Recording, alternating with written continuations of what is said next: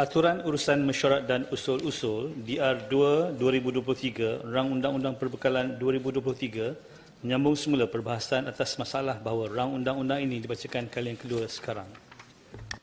Oleh Yang Berhormat, hari ini merupakan hari ketiga dan hari terakhir perbahasan bagi rang undang-undang perbekalan tahun 2023. Di hadapan saya ada seramai 20 orang ahli senator yang hendak berbahas. Oleh itu, saya membuat ketetapan bahawa masa perbahasan yang wajar dipertimbangkan dan diberikan ialah selama 15 minit seorang.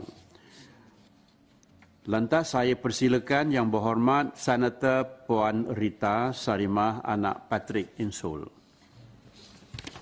Terima kasih Tan Sri Yang di-Pertua.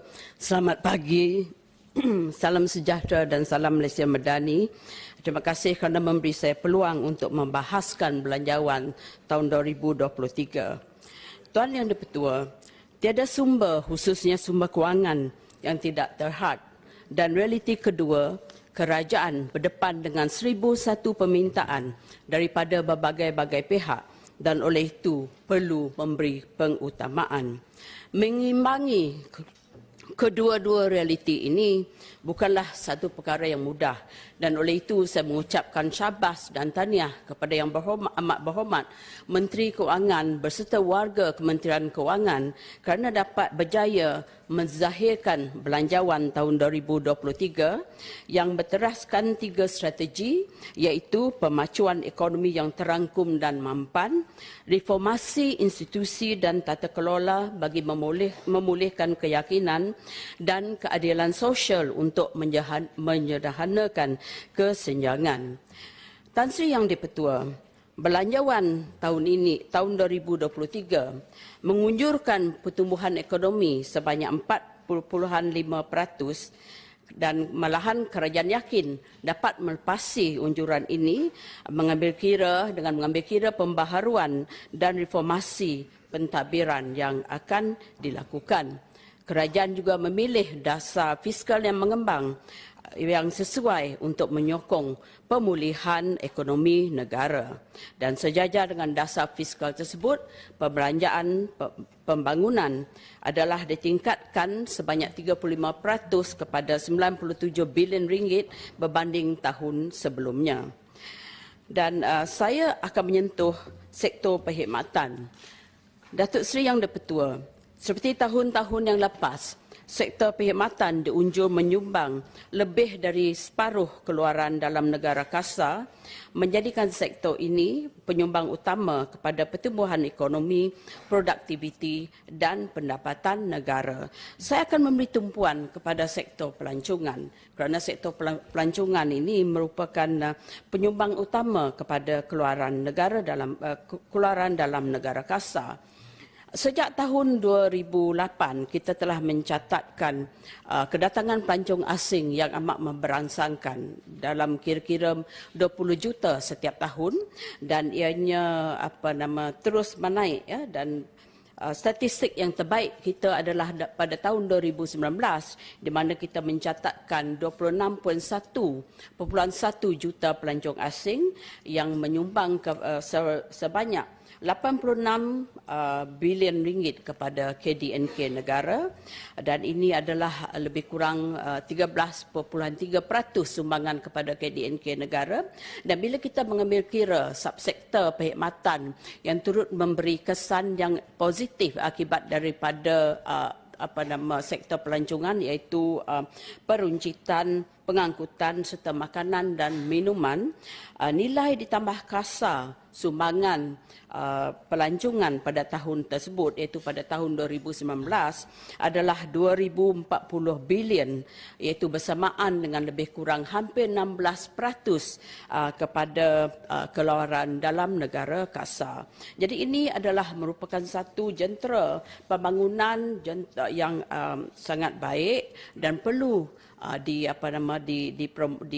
dibangunkan dengan lebih baik dan dengan lebih menyeluruh ya. Dan pada tahun 2020 dan 2021 seperti mana yang berlaku di seluruh dunia, kedatangan pelancong telah jatuh akibat daripada pandemik COVID-19.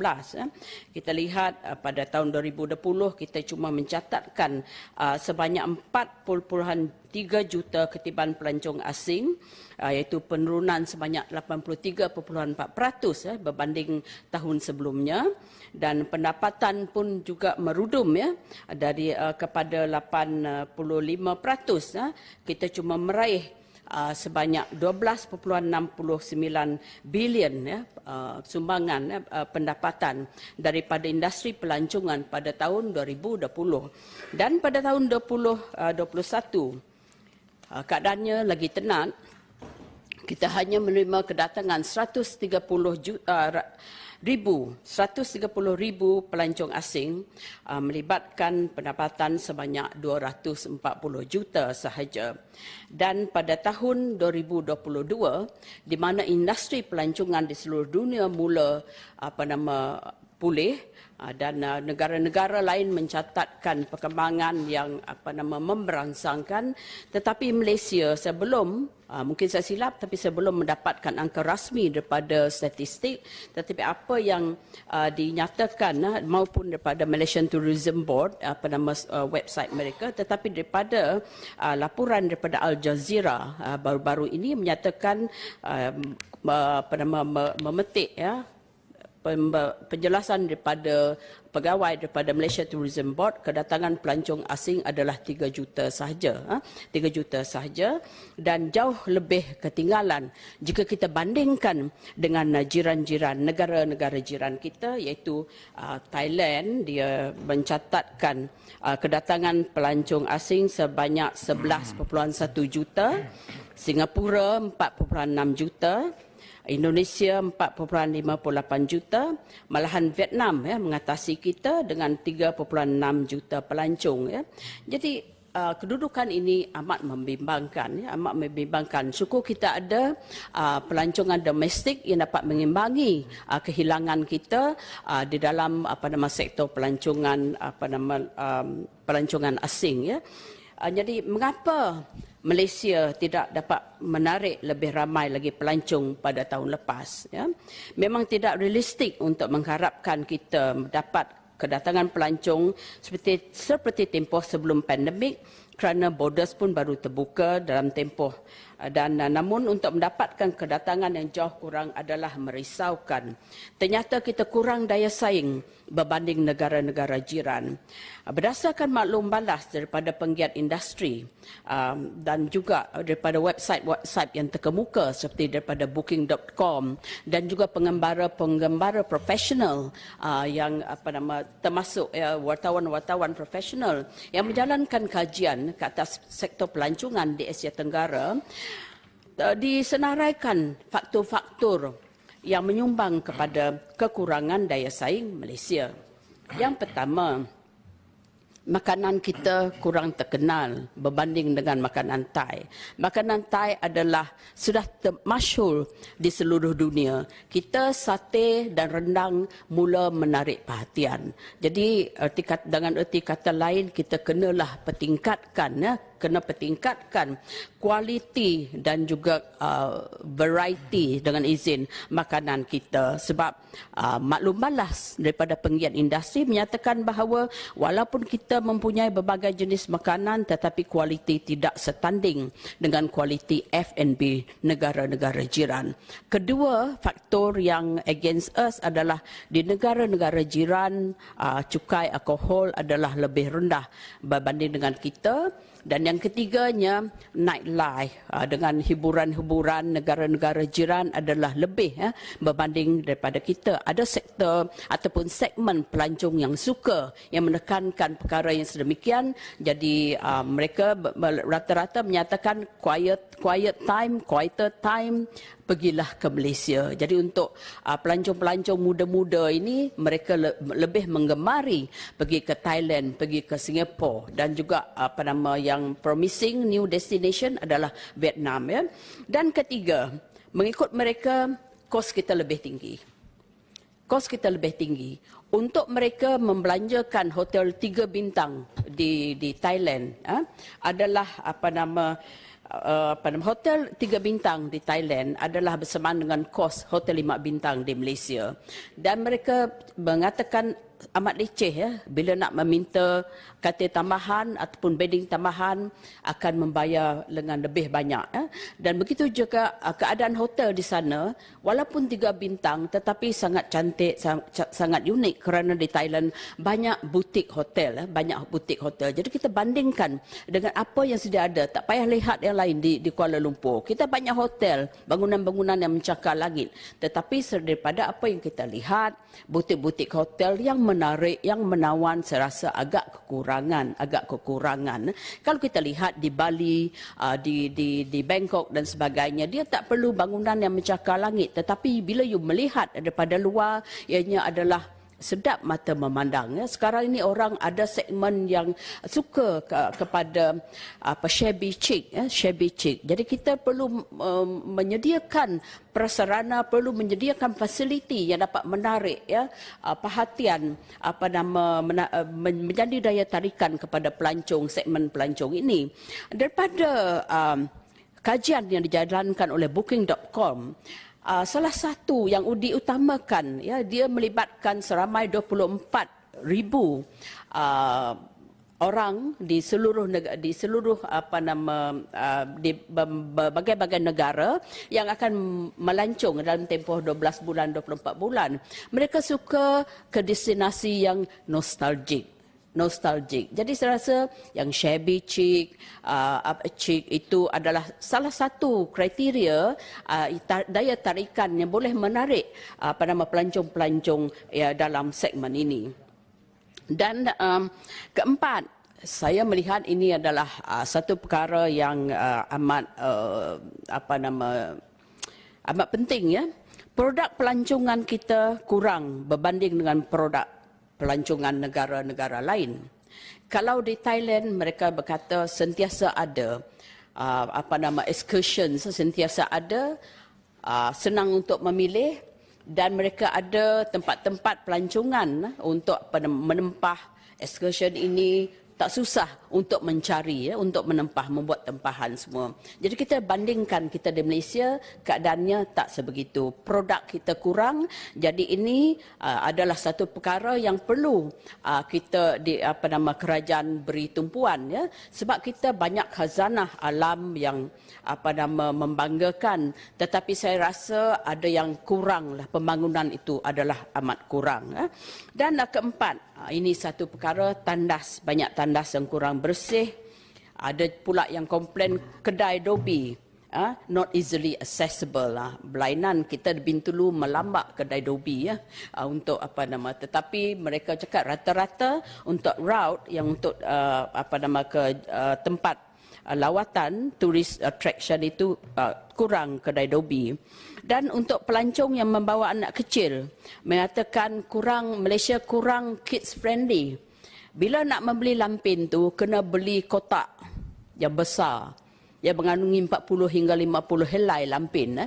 Kita tak ada menyediakan pack yang kecil. Jadi mereka kata kalau nak bawa pack yang kecil, kena bawa daripada rumah lah. Bayangkan all the way daripada Australia ke, daripada Amerika ke, membawa lampin untuk kanak-kanak. Jadi ini satu perkara yang perlu diambil kira oleh peniaga-peniaga runcit kita. Ya. Dan kita banyak pantai. We have a lot of beaches, tetapi kurang dibangunkan berbanding dengan Thailand, dibandingkan dengan Bali. Ya. Jadi, okey, kita dapat menarik segmen pelancong yang sukakan less spoil, dengan izin, less spoil sports. Tetapi turis ni, dia lihat di mana orang ramai, di situlah tumpuan dia. Jadi, ini satu perkara yang perlu beri tumpuan juga. We have to develop more of our beaches. Yang ke-9, lebih mudah dan selesa bergerak. Misalnya di Thailand. Easier to get around in Thailand as it is tourist driven, sebab ekonomi mereka adalah berpusat berliga kepada industri pelancongan. Dan ada yang khawatir juga persepsi. Ini satu perkara yang amat penting bagaimana persepsi orang asing melihat kita di Malaysia. Saya melihat di dalam TripAdvisor ada satu soalan yang ditanyakan, adakah okey saya berpakaian sekadar seluar pendek ataupun singlet di Malaysia? Adakah okey kalau saya membawa girlfriend saya ke Malaysia? Jadi persepsi orang asing ini adalah sedemikian. Bagaimana kita mengatasi persepsi ini, menyatakan perkara yang sebenar tanpa menyatakan bahawa kita negara sangat terbuka, boleh membenarkan pakaian yang tidak senonoh. Itu perlu diimbangi. Bagaimana kita menarik pelancong-pelancong asing, ya, kepada Malaysia. Ini adalah antara kelemahan-kelemahan yang dinyatakan oleh website-website, oleh kajian-kajian yang dirujuk oleh saya, dan saya rasa ini terutama kepada produk, ya, yang berkurangan, kualiti hotel dan sebagainya. Ini adalah merupakan perkara yang perlu diambil ketumpuan oleh pihak Tourism Malaysia. Dan satu lagi, boleh bagi saya masa sedikit lagi? Okey. Pelancongan domestik makin bertambah, ya, makin bertambah. Jadi pada tahun yang sebelum ini 2020, sebanyak sebelum pandemik COVID-19 melanda, kita mencatatkan 103 juta, ya, ketibaan, ya, pelancongan domestik. Jadi ini adalah satu perkara yang boleh dibangunkan oleh kementerian, oleh kerajaan. Ya.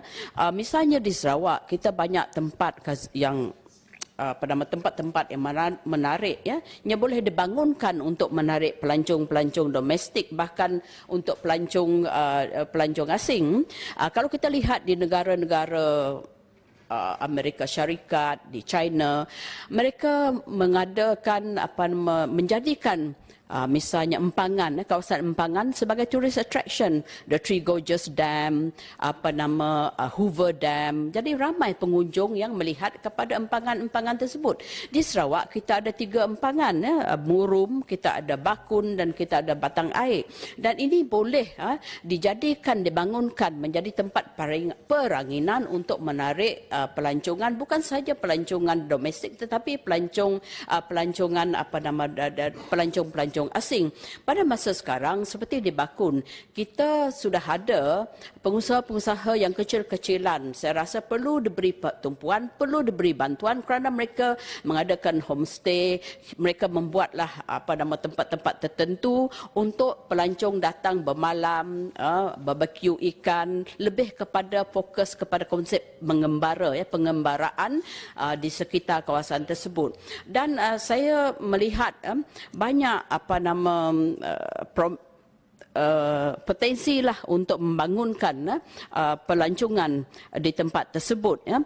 Kalau kita lihat di Bakun tersebut banyak penempatan rumah panjang orang Ulu, dan mereka ini terkenal dengan the skill in beads making dan juga seni persembahan tarian dan alat muzik. Ya.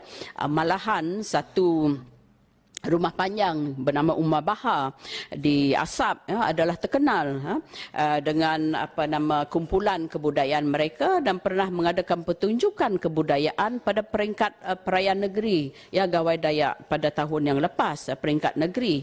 Boleh membuat persembahan kepada turis ini. Jadi ini boleh dibangunkan untuk menjadi daya tarikan. Tan Sri Yang Dipertua, saya melihat kita lemah dalam membangunkan industri kreatif. Industri kreatif ini adalah berkait rapat dengan tourism industry. Kalau kita lihat, kita pergi Mesir sebagainya, kita pergi ke tepian Nile, itu ada temple ruins. Pada waktu malam mereka mengadakan pertunjukan, ya, yang mengisahkan cerita-cerita lama Firaun yang lama. Jadi kita di Sarawak tak kurangnya kita ada cerita-cerita rakyat yang boleh dilakonkan sebagai ditunjukkan kepada pelancong-pelancong pada waktu malam. Dan ini tiket jualan ini bolehlah dibeli secara online supaya misalnya orang daripada luar negara nak pergi ke Bakun misalnya boleh menempah tiket untuk pertunjukan tentang cerita-cerita rakyat. Jadi banyak potensi, saya lihat banyak potensi tapi kurang dibangunkan, dan memandangkan ia merupakan satu sektor ekonomi yang telah terbukti memberi sumbangan yang tinggi kepada keluaran dalam negara KASA. Saya haraplah kerajaan mungkin boleh melihat balik the National Plan on Tourism itu, bagaimana kita boleh menarik balik pelancong-pelancong asing supaya kita bukan saja dapat mencecah 20 juta tetapi lebih daripada itu. Dengan itu saya menyokong usul untuk meluluskan bajet belanjawan tahun 2023. Terima kasih Datuk Seri Yang di-Pertua. Terima kasih kepada Yang Berhormat Puan Rita Sarima, anak Patrick Isul, di atas